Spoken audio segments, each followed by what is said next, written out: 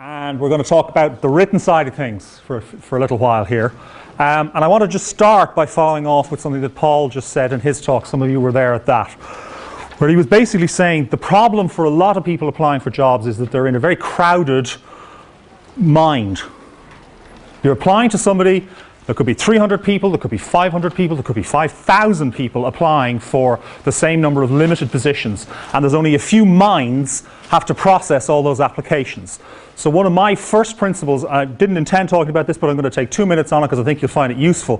One of my first principles is, if you're going to go fishing, you need to go fishing in a way that is practical in terms of, you know, it can't be overcrowded. I like to go fishing down in Dún Laoghaire with my kids.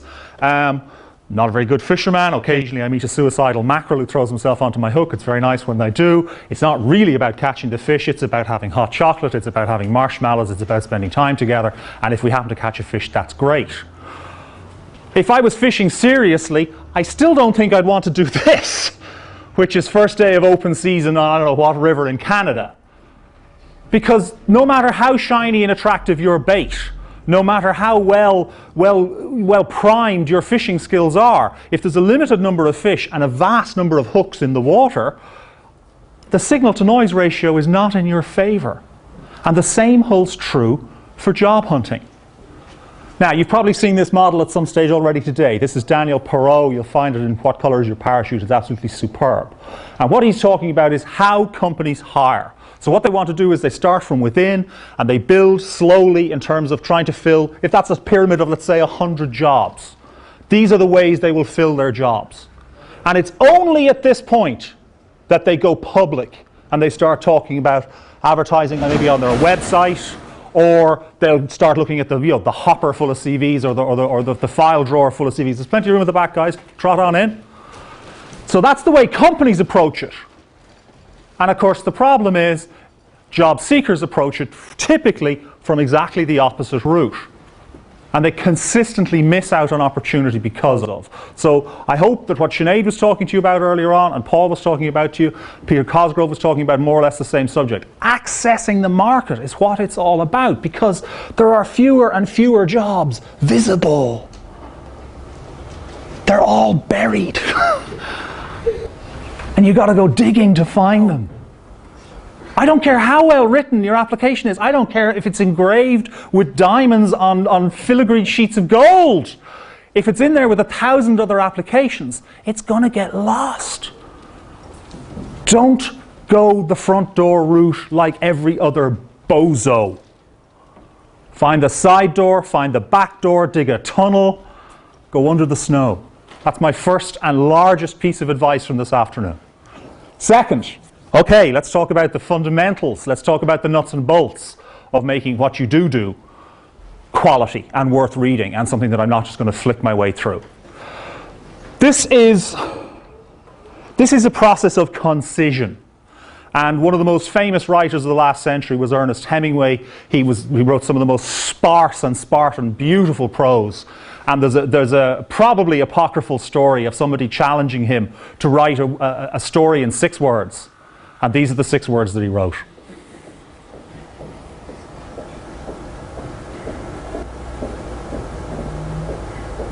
Never worn. Why do they have to sell them? Why were they never worn? How hard up are they now? I mean, it causes you to think of so many possible ramifications out of that tiny, tiny number of words. That's great writing. It doesn't matter if it wasn't Hemingway who did it.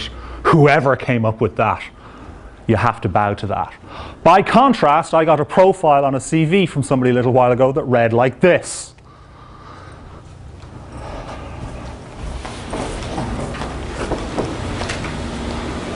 That's 88 words. That's a dense paragraph. It was about 5 lines, I remember, on the page, and this person, because they were trying to compress more onto their CV, had reduced their font size to size 10 to start with, so it was already a bit of a squint job because it was a printed CV that I was reading. 88 words. How many words should you have in a quality written application on a CV? How many words should you have? Depends. My brother is a scientist. He's got a 56-page CV. He's allowed. He's been published for the last 30 years. He has to list all his publications and presentations and all the other stuff he's done. Docs have this problem. Scientists have this problem. Their CVs swell to an enormous size. For you and me, unless you're Boutros Ghali, I would suggest you want to be on a page, page and a half, max 2 pages. And I would suggest that your word count needs to be 1,000 words or less for your CV. He just wasted 88, giving me a little bit of background, but not really particularly usefully, and certainly in a very swollen and bloated way in terms of the words that he was using and the word count that he's using. You've got to write sharp and tight, because there you are in the middle of the pile. Hello, cooey. This is like everything else, I guess, in nature. This is something that we can put on a bell curve. And for those of you who've forgotten primary school mathematics, about 2/3 of the population of anything you care to measure will fit in the middle of the bell curve, either side of the median line, that dark red line. And when you go out 1 standard deviation from that, you're looking at 96% of the population being in the average to, very, very weak to very, very strong average, but they are still average, they are not exceptional. It is only that last few percentage points on either side, the outliers, who are extraordinary in the eyes of, in this instance, the reader. So how do you get yourself over here? Now, clearly a huge amount of this is going to be about your content, and it's going to be about whether you were the editor or the auditor or the treasurer or the heavily involved or the organizer or the coordinator, and all those things that one does when you're pursuing a 3rd level or postgraduate qualification. Clearly all of those things count and matter. Clearly internships and summer jobs and the kinds of responsibilities that were devolved down onto you, and whether you were made a key holder for a store that had €2 million worth of stock in it, which tells me a lot about you straight away. These things all matter. But how you express those are more important. Because the problem is, when you've got the postgrad qualification, when you've got the PhD, when you've got the high honours, and you came top of your class or in the top 5 in your class out of a class of 400 in your undergraduate qualification, that puts you over on the right-hand side of the bell curve, and then we put you on a new bell curve. And that last few percentage points swells to be the whole bell curve again, and now where are you on the new bell curve with all the super bright, super qualified editors, auditors, treasurers, honorary secretaries, etc. So it's all about understanding how the other side is viewing you, how tired the other side is of reading tiresome applications, and pulling yourself away from that nasty, average, first draft feel that most of the CVs that I read have. In other words, it's about having an edge. You've been watching Mr. Nadal hammering all comers at the French Open in the last week and a bit. I weep for anybody who ends up on the other end of the court from this guy. He's like some kind of Terminator. How do you get that good? Well, Andre Agassi wrote his autobiography a couple of years ago, and he talked about being 7 years of age, facing 2,500 tennis balls every day, coming from one of those machines, boom, boom, boom. 2,500 tennis balls a day at the age of 7. His father had set the net higher than regulation, so getting the ball back over the net was a Herculean task to start with. And he'd stuck the machine up on stilts, and it was shooting balls down at this little boy, at his face, at his chest. 7 years of age.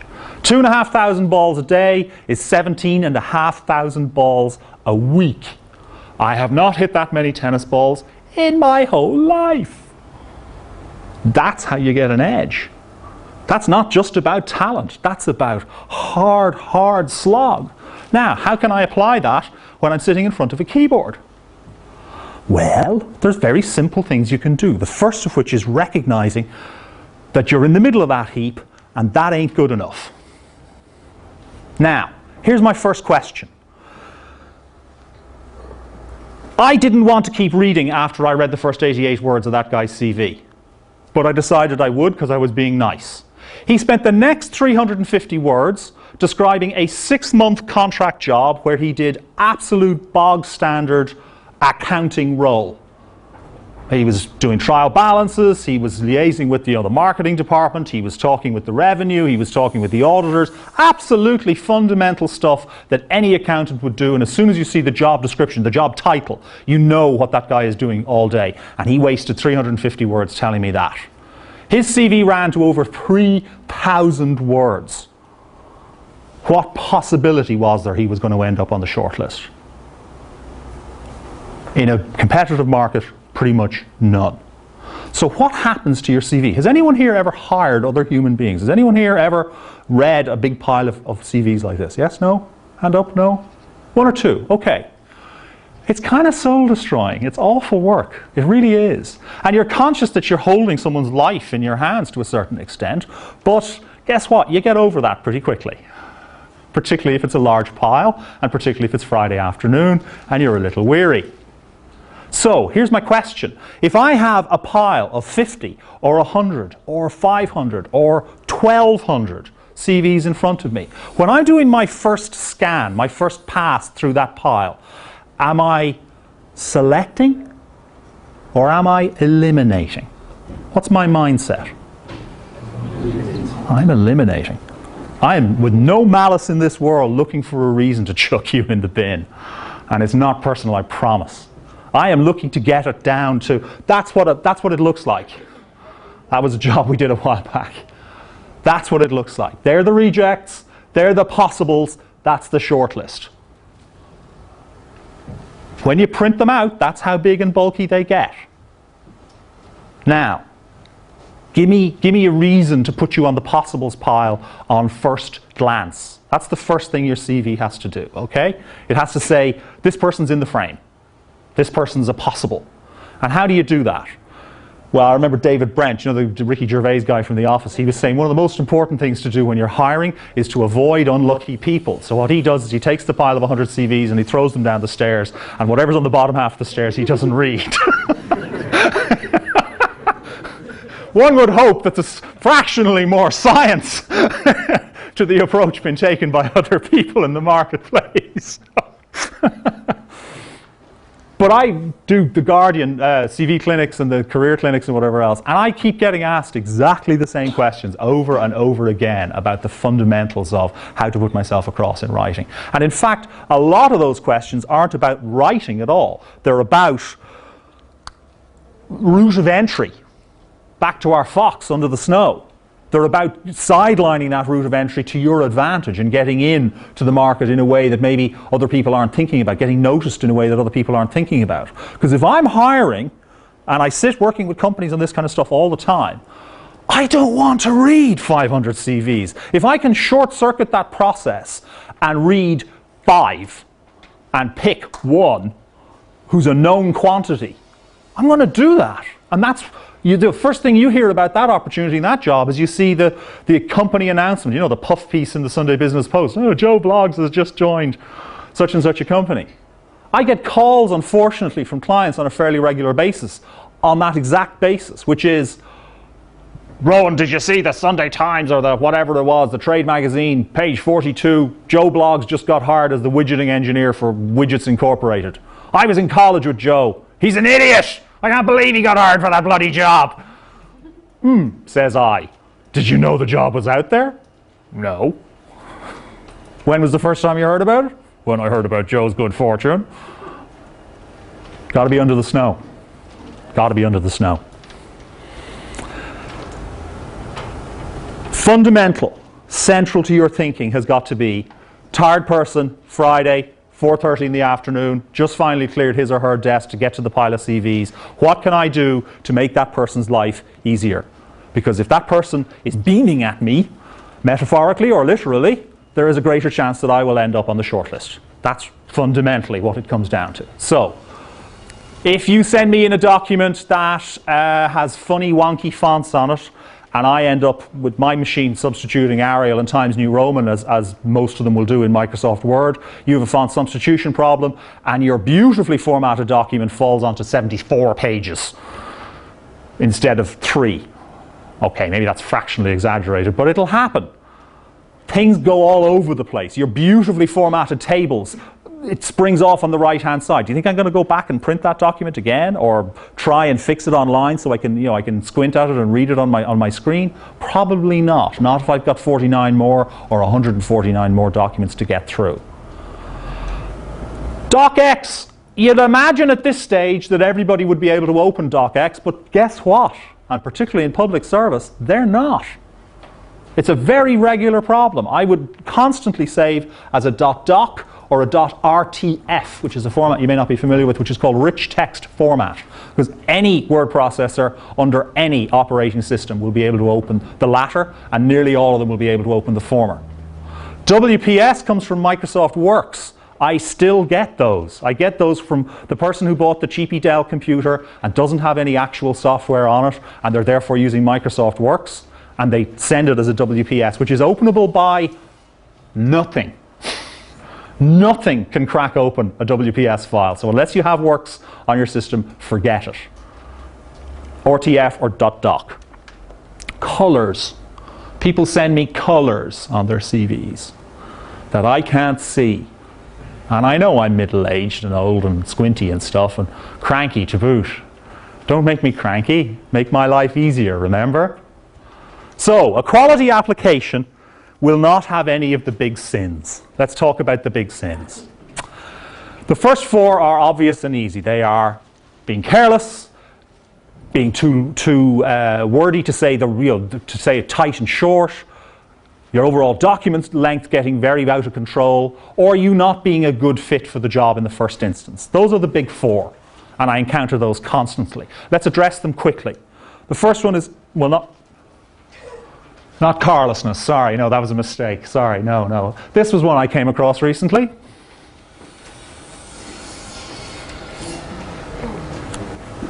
First thing on his CV after his name, engineering professional. Nice. That really made me want to read on.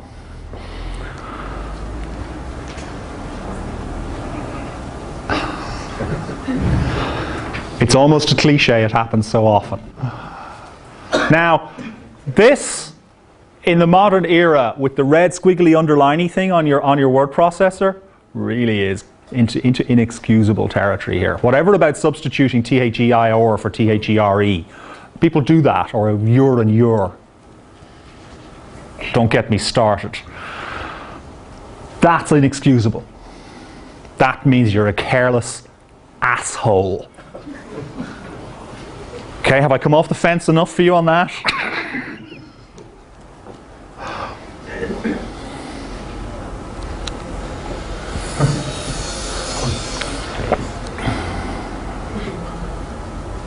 A little more subtle, but it's there. Oh, really?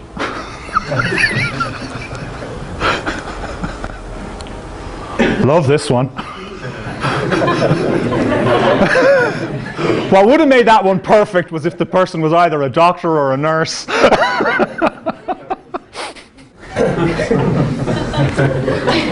Oh, really? Now, here's the other problem. There isn't a diplomacy checker on your computer. People write this stuff. Or my all-time favorite.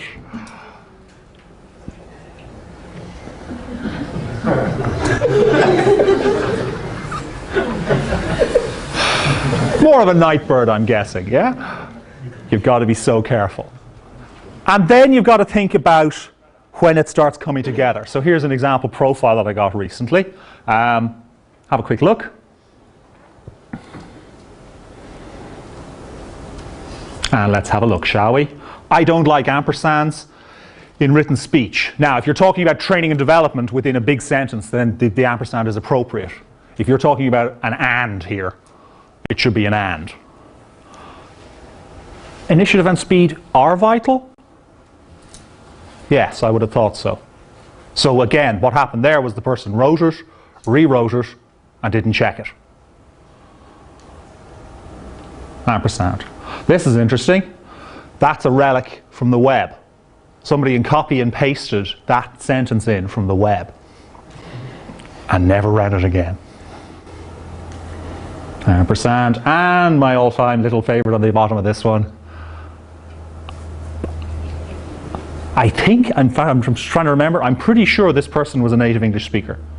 And yet that's what came across.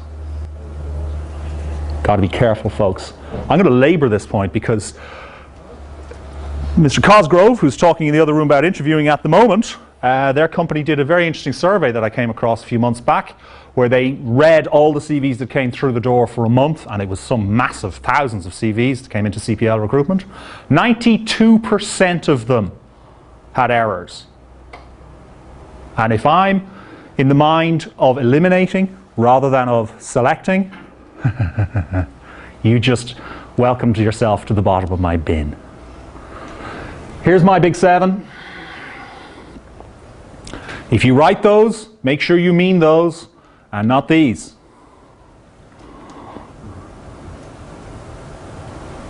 I can't tell you how often somebody tells me that they are defiantly, when they mean definitely, very good at something. And anybody over the age of 35 hates when you get it wrong with apostrophes. And unfortunately, a lot of the people who are out there hiring are over the age of 35. I rant about this on my blog. Actually, probably to a very unhealthy degree, but it keeps the ulcers at bay. It's good. It's good for me. So you have to bear with me. And remember, spell check is your friend up to a point. Oh lordy lord. So typos, actual spelling mistakes, formatting inconsistencies, glaring grammatical errors, square bullet points on one section and further indented in a different color and asterisk shaped bullet points on the next section. Search and replace stuff is very obvious when you've done that on the CV. All of these constitute that kind of carelessness, and that's a reason to flick you into the bin. Very easy, makes my life very easy as a hirer. Don't recommend doing it. Second, wordiness.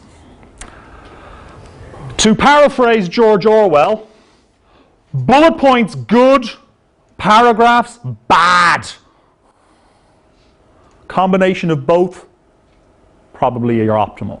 So I wouldn't recommend doing 9 bullet points in a row, because no matter what, the eye is looking at that going, oh man, that's going to be hard to read after a little while. I would do 4 or 5. I would then break it with a sentence or 2. I would go back and do my second 4 or 5 bullet points. The probability is you should be distinguishing between responsibilities that you've held and contributions and achievements, and that's 2 sets of bullet points would be the way I'd express that, and I'd put a little line in between in some way expressing that the bit that follows is the cool stuff I did over and above. We'll talk more about that later. As I said at the beginning, you've got to write really, really tightly, really, really sharply. So example.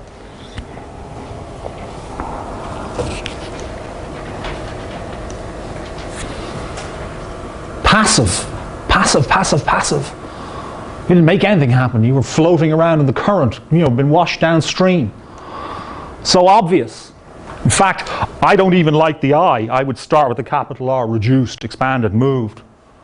Do it impersonally. Take the perpendicular pronoun out of your writing as much as you can. It's not attractive to the eye. Now, I put that up at seminar after seminar, and people say, Jesus, Robo, come on, I'm not that stupid. But guess what? I read that kind of passive terminology every day. So huge swathes of people out there do this. Try and not be one of them. Try and get somebody, if you're an engineer and you're profoundly left-brained and you are not good at human expression, as many left-brained types are not, get some friend of yours, get your godmother who's a beautiful turn of phrase and writes wonderful prose to read your CV and say, dear, don't know if that's the best way of putting that. Ask for input. Let's not presume that this is something that you can do by yourself. It will always be a better job if other people have cast their eye over it. One of the things that's hardest to do is proofread your own writing. It's very hard to do because you're so familiar with it, and there's something about, I wrote that, it's great. It's not. It's a first draft. For the most part, it looks and feels like a first draft. I see all this sort of stuff happening. I even did this on a CV I had years ago. I used an in-company terminology. I said that I was the regional coordinator for Area 4. And a friend of mine looked at it and said, "What? Where's Area 4? I said, "You're Middle East Africa." And he said, "Well, why didn't you say that?" Oh yeah. You forget, you're so close to it. Looks and smells like a first draft, you're in my bin. Get your wording tight, sharp. Length? Let's play CV bingo. Does anyone here have a CV longer than 3 pages? 1, very brave soul. 2, very brave souls. What do you do? PhD in physics. PhD in physics and? Just got a degree in medical biotechnology. Splendid. Going for academic posts? Then you're allowed to have a 3-page CV. Going for? Not sure yet. Okay, but have to include all that? What are you including that's stretching it that far? Is it posters and publications and stuff? Well, I have a lot of work experience as well, you see. Okay, that's the bit you're going to need to compress, because vast amounts of that are going to be of very little interest to whomever's reading it. If you look at your CV with 3 pages or more on it, and at the end of every sentence, from the perspective of the person who is filling this job that you are applying for now, you crawl into their head and say, "So what?" At the end of every sentence. If there isn't a good reason or a good answer to the "so what," that sentence shouldn't be there. Very crude rule of thumb, very useful in terms of editing your own writing. Definition of a CV? Operative word? Say no more. 1 page, be great if you could get it that way. Very few people can, and the American resume style doesn't resonate here in Ireland or in Northwestern Europe, so depending on where you're applying. Australia, likewise, they like a bit more detail. Canada, likewise, they like a bit more detail. America, get it on a page. Now, that is hard without just reducing it to font size 8. Maybe 2. 2 is okay here. Now, if you're over the age of 30, I'm interested in the last 5 to 7 years. If you're young, newly minted graduate, I'm interested in the last 2 things that you've done. And everything before that is out there with babysitting as far as I'm concerned. And that's the reality. And your education section, which at the moment is taking up 2/3 of a page, unless you're going for a job in education, I'm probably going to stop reading at BSc in whatever and whatever. And after that, I don't care what your thesis was in, I don't care what your major project in 3rd year was in. Might be vaguely interested, as I say, depending on what you're going for, in what electives you took in your final year or 2 in college. But you can go for the most part. Now, you're going for the law, fine, they want to know every result you got all the way back to the junior cert, because they're neurotic that way, what can I say? How do people address this? Typically they do it this way.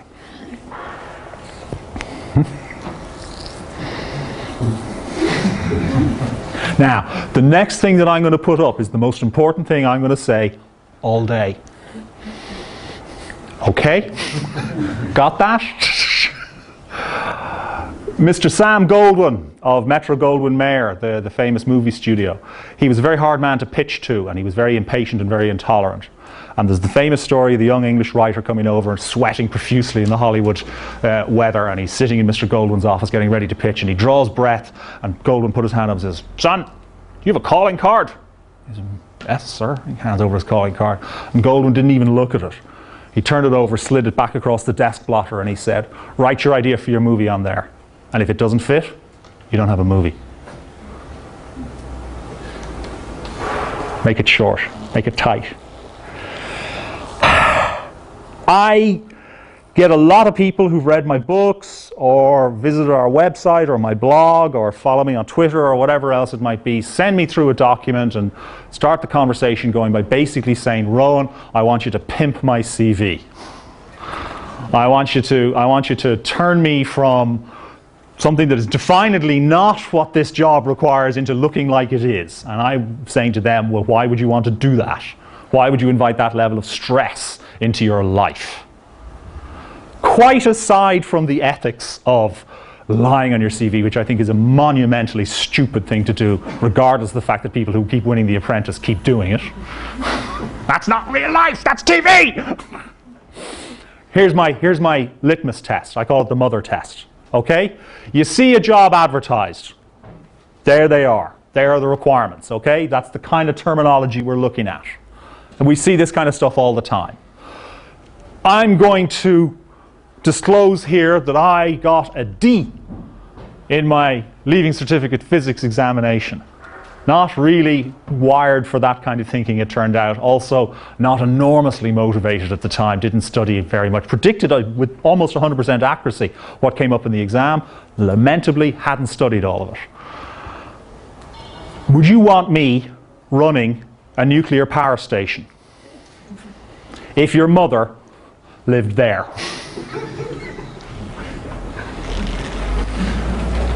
That's fundamentally what it comes down to now, isn't it?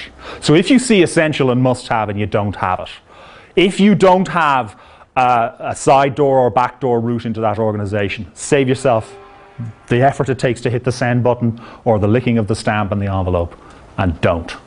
Go for jobs that you can do, go for jobs that you can excel at. Why would you invite that stress into your life otherwise? So those are the four killers. They're the ones that are easy to go whoosh, whoosh, whoosh, whoosh through. The next ones are trickier. So the next one follows what I refer to as the idiot in a hurry rule, okay?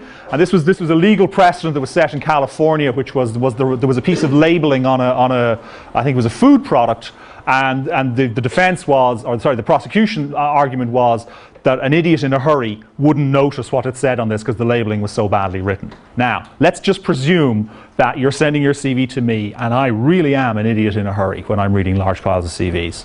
You need to give it to me up front. The newspaper parlance is that you don't bury the lead. If there's a useful and important piece of information, that's your headline. That's the first thing that I read. By the time, you know, I have to pull out the magnifying glass and be going back and forth between the 2 and 3 pages of your document, trying to reference what it says here in training with what it says here on a gap and so on and so forth, I'm losing the will to live, much less the will to finish this CV.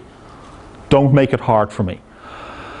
By the time I'm 2/3 of the way down page 1, I should be making my mind up as to whether you're in the frame or not on my first pass and maybe on my second pass again on a CV. Generally, I'll go through 3 or 4 passes on the same document if you make it down through each successive pile. First pass is the hardest one to get past. That's where you need to give it to me up front. So wasting 10, 12, 15% of the landscape of the front of your document with the words curriculum vitae across the top, don't recommend it. Wasting all the landscape on your contact and personal details at the top, don't recommend it. Jump in.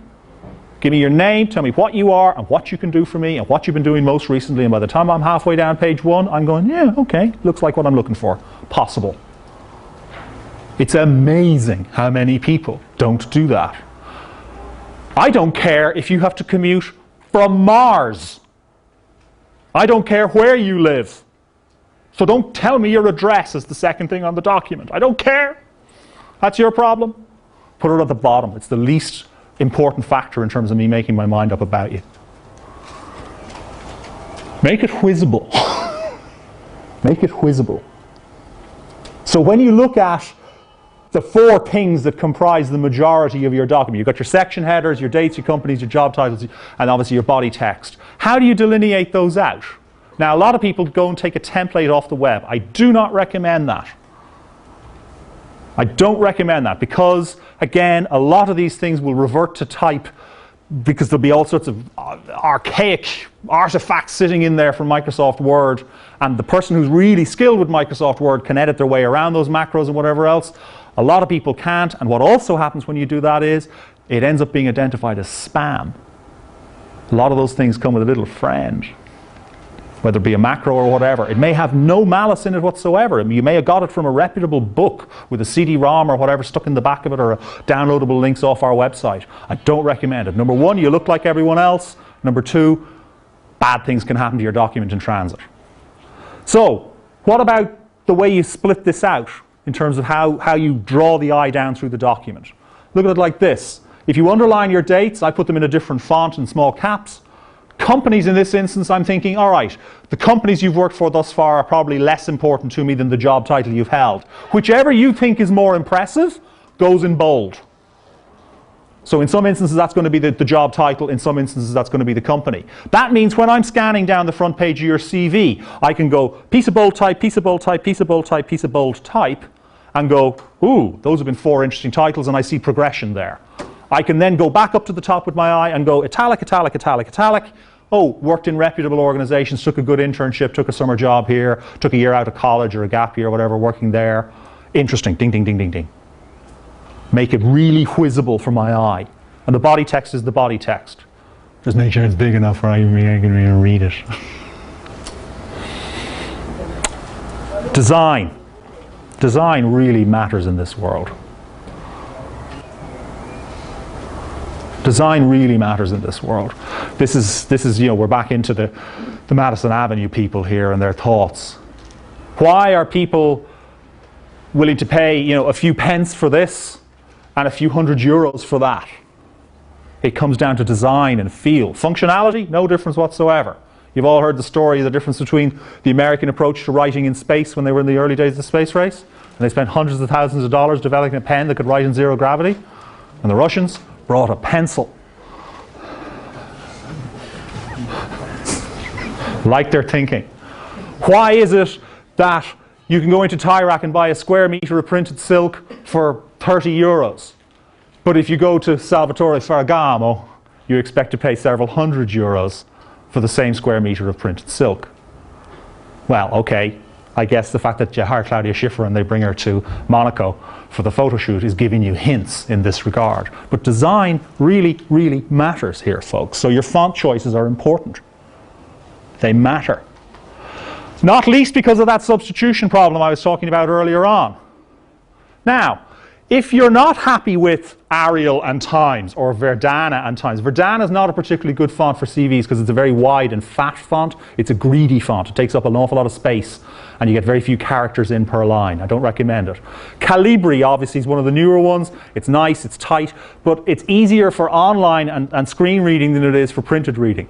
I'd use it for headings rather than for body copy. For body copy, you're probably better off with a serifed font because they're easier on the eye. If you're fairly confident that your document is never going to be read in the printed form, well then you can do what you want.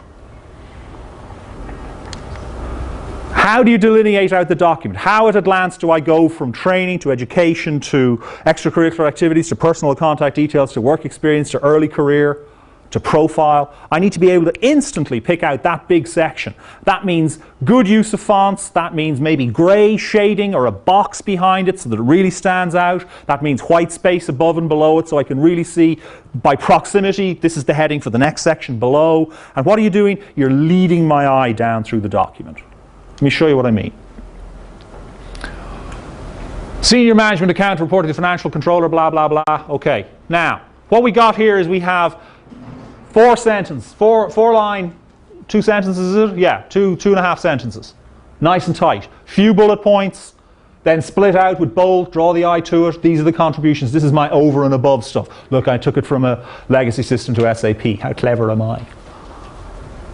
Nice white space. Again, nice separation in terms of the font style on the headings for the titles, sorry, for the dates. So you can see again, we're onto a new section now. Very clean, very clear. That's the kind of thing I'm talking about. Design matters, ladies and gentlemen. It really does. How many people here own an MP3 player of some description, either in your phone or a separate MP3 player? Yeah? How many of those are made by Apple? iPods, iPhones, iTouches, yeah? How many people in this room own a Microsoft Zune? Yeah, I didn't think so. So far in asking so many audiences that, I've had one, and it was a present from somebody who worked in Microsoft. Design matters. Finally, this is the tricky bit again. I call it all tell, no sell. It tells me a whole lot of obvious stuff that's really obvious. God, that sounded so much better in my head. Here I am, it's Friday afternoon. And here's the problem. I wrote the job description. I wrote the advertisement specifying what we're needing. I decided with HR or line management or whoever it was what the specific title and grade of that title would be within the organization. So when I see those titles on the CV, I know what it is you do. It's like trying to sell a car to me by telling me that it has 4 wheels and some seats. I kind of expect that. Likewise, when it's a QC analyst, when it's a cost accountant, when it's a warehouse assistant, I expect certain things. And I know from you having held that title in any kind of an organization, unless it's a complete backyard, startup company, the likelihood is you'll have held the core functions. So don't be wasting time telling me about the features of the car. Tell me about why that makes it good. Have you ever seen anyone sell a car? It's fascinating. They'll sell a bog standard 1200cc, 1400cc, small sedan car. And you listen to them talking to the retiring couple who are trading down, and they're talking about the interval between maintenance checks, and they're talking about the economy and the reliability of it, and you're talking about how long it'll be before you need to do this, that, and the other, or replace the tires. You hear them selling the same car to some young fella, and they're talking about torque and poke and it's surprisingly nippy away from traffic lights. And it's the same car. The benefit that you're selling of yourself may vary from application to application. So what I would produce is a core CV that no one in the market sees. And your core CV is everything. Everything you've ever done, every difference you've ever made, every contribution you've ever made, every responsibility you've ever held, every training course you've ever been on, self-funded or otherwise, every seminar and conference you've ever attended. And then when you have a specific opportunity in front of you, you start deleting. You take out the scalpel. Core CV, it's something that very few people do, and it shows because it makes my life easy when I'm chucking CVs away. By the time I'm halfway down page 1, remember? Most CVs follow the Ronseal rule. It tells me exactly what it says on the tin. So when I see management accountant, when I see financial controller, when I see, junior QA analyst, I know what you do for a living. Tell me what else you've done. Back in the day when the Jacksons were very popular, before they started changing skin color and giving themselves new heads for Christmas and stuff, Janet Jackson had a song in the 1980s, I think it was maybe the early 1990s, called "What Have You Done For Me Lately?" What have you done for me lately? And all the women used to gather around the handbags and point at their boyfriends while they were singing this song. That's what the CV reader is thinking. What difference have you made? I know what responsibilities you've held with these titles. What difference have you made? How did you contribute in terms of this sort of stuff? Did you put your hand up for it, or was it forced upon you? Doesn't matter now. What matters is you now have it on your CV and you can use it. What difference have you made? I don't hire responsibilities. I hire people who've made a difference. I hire people who've, yes, of course, held the appropriate titles and yes, have cut their teeth and done all the things that one wants to see in somebody progressing in their career. But I hire people who make a difference. So go back to our example here earlier on.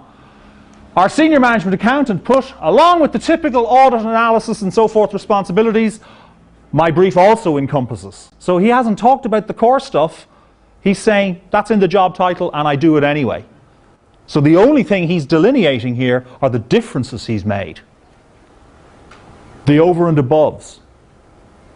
If we fundamentally distill the selection process down to one question, the question would be this. We hook you up to some alien mind-reading device and we ask you one question. Now, that of course requires you to know a lot about the organization you're applying to and have mapped yourself over it and all that stuff that they're talking about in all the other seminars, and it's absolutely true. But you know that long-winded one that they ask? Oh, you're well done in getting this far. We met lots of interesting candidates. Rah, rah, rah, rah. What do you believe marks you out as the best person for this job? It's a killer question. What makes you so damn special?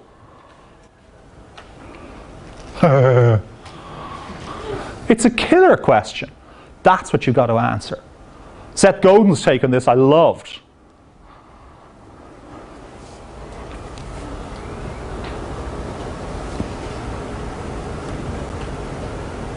I do it. Stunningly great work. Shipped and finished.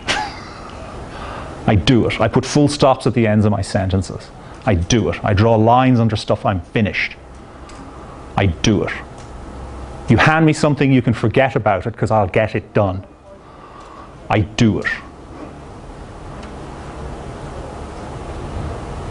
In the military, they have a parlance. They refer to something called a fire and forget missile. A fire and forget missile would typically be a heat-seeking missile. So you point it at whatever the hottest thing might be, which might be the engine on a tank or an airplane in front of you or whatever else it is, and you hit the button, and you know you can just turn your airplane away and fly home because you know what's going to happen with that missile.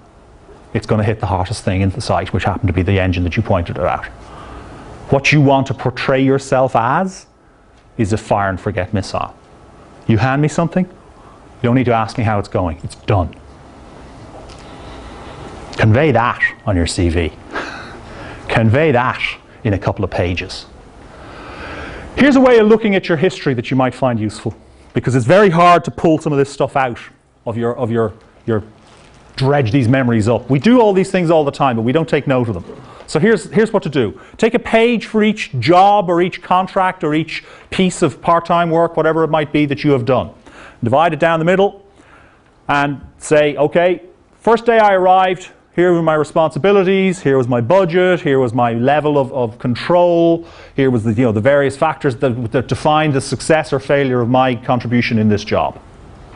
And then a year, 2 years, 3 years, 10 years, whatever it might be later, this is what it looked like 3 years later, and I'd cascaded on this extra responsibility, and I'd taken a training course in blah blah and become the in-house expert on PowerPoint or whatever it might be. And that way you can see your own visible progression within the same job description. You might not have changed your job title at all, but I bet you what you were doing on a day-to-day basis looked a whole lot different on day 1000 than on day 1. Think about that, pull that out. Because otherwise you're into all tell no sell. So there they are. The 7 sins. To help you with this, I'm going to put some stuff up on the website which you may find valuable. We'll do a CV vocabulary and an abbreviated form of the profiler from my most recent book. I can't give you the full version of this because my publisher's an arse. Sorry about that. But I'll give you, as much of it as I can, okay? And we'll put that up at fortifyservices.com/gradireland.html. It's fortifyservices.com /gradireland.html. That should be up by tomorrow. It's not fun out there at the moment, folks, and I know that. And here's what I would quietly say. By the time someone comes to talk to us about getting their CV really properly polished and shined up and serious approach taken, for the most part what has happened is they've applied for a number of jobs that they were eminently qualified for, and for some reason they were not shortlisted. If that's happening to you, I quietly go back to Benjamin Franklin and others who have said the definition of insanity is conducting the same experiment over and over and expecting to see different results. If it's not working for you, go back to a blank sheet of paper, start thinking of it as your advertisement for yourself, because that's what it is. It's got about 20 seconds to capture my attention, like an ad on TV. And start doing what the advertising people do, which is getting into the other person's headspace. Don Draper's a millionaire in Mad Men because he's good at getting into other people's heads. He understands what motivates them and drives them. I love this remark from the ad age.